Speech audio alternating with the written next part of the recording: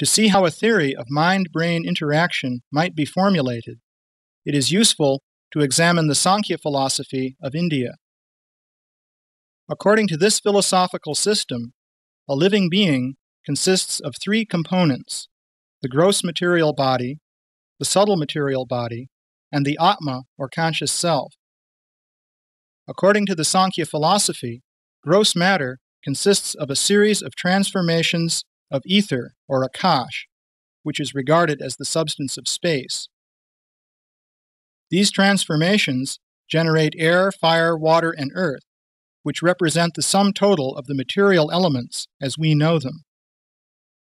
This theory is reminiscent of the theory of geometrodynamics based on general relativity, in which an attempt is made to represent all matter as patterns of deformation in the underlying metric of space-time. According to the Sankhya philosophy, the subtle body is made up of the elements called mind, intelligence, and false ego. These elements are material in the sense that they lack consciousness.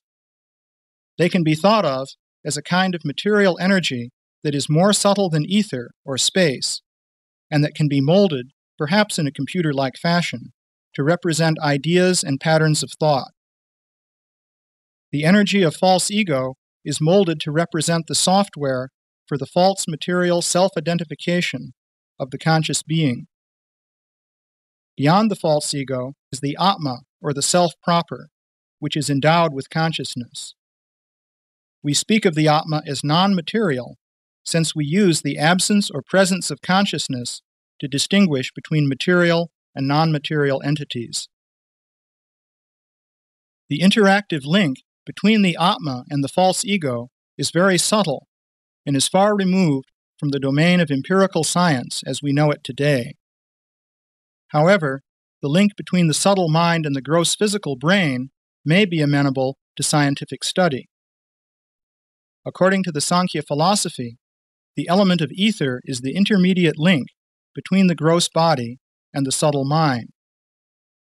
The mind generates wave patterns in the ether, which we may think of as the fabric of space. These patterns are amplified by material interactions, and they result in systematic changes in neural activity that enable the mind to direct brain activities. The neural activity of the brain also creates disturbances in the fabric of space, which influence the mind element and thereby allow for sense perception. It is perfectly possible for wave patterns to emerge from the subatomic background noise and coalesce to produce macroscopic, organized patterns. Here we see a simple model of a medium that can propagate waves. This medium propagates waves according to the classical wave equation. If the proper input wave is introduced into this system, the result is the production of two organized patterns, first a letter A, and then the symbol Om. To produce organized patterns, the key requirement is for the initial disturbances to be properly organized. The disturbances can start at arbitrarily small magnitudes and be brought to a macroscopic magnitude by natural amplification processes. For example, here is a model in which elastically colliding disks represent molecules in a gas. We see disks of two colors colliding chaotically, starting with a random initial arrangement.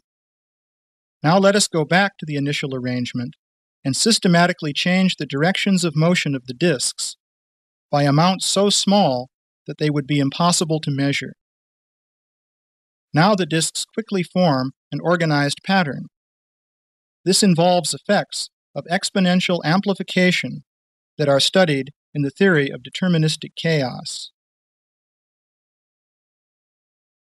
This shows that mind-body interactions may produce macroscopic effects without a need for measurable disturbances in the dynamics of brain molecules.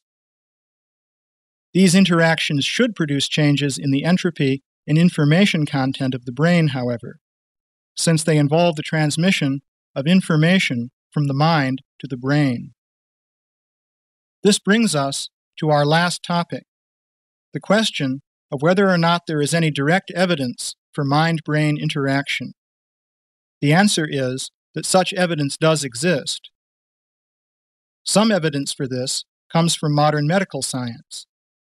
Physicians often encounter reports of out-of-body experiences. These typically occur during heart attacks, automobile accidents, and other traumatic events.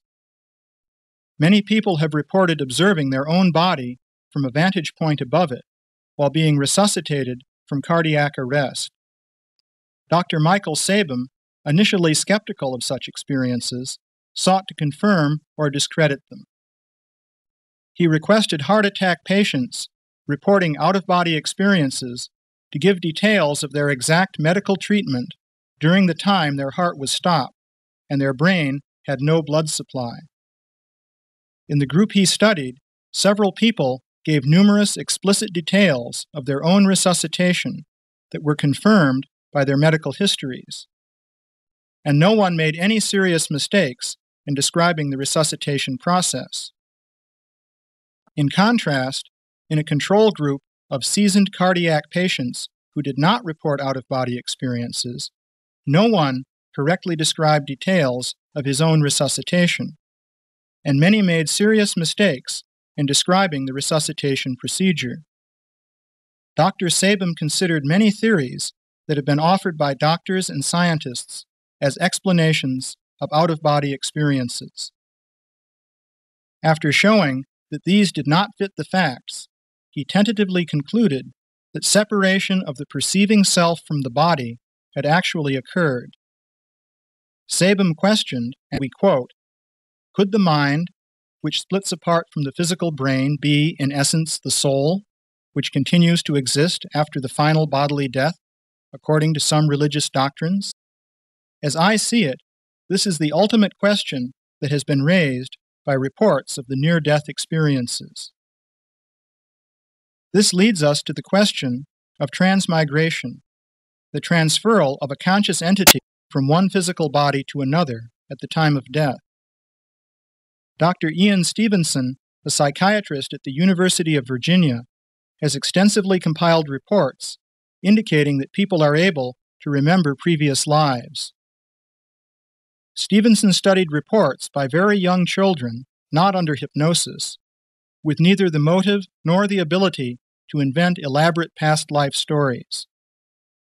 In one case, a child named Shukla was born to a family in the village of Kampa in West Bengal in 1954. When Shukla first learned to speak, she claimed that she had previously been a married woman named Mana Chakravarti. This person had died in 1948 and had lived in a village 11 miles away. The child Shukla was able to spontaneously show the route to Mana Chakravarti's house, and she named various members of the Chakravarti family on site.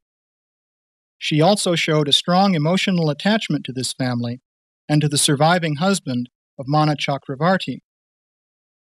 Stevenson and his colleagues conducted many interviews with persons involved in this case in an effort to eliminate the possibility of fraud, subconscious coaching, and other explanations involving normal channels of communication.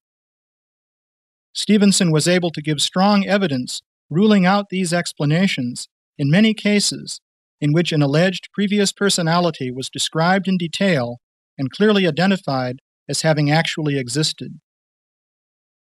As of 1988, Stevenson had tabulated 2,500 cases from around the world.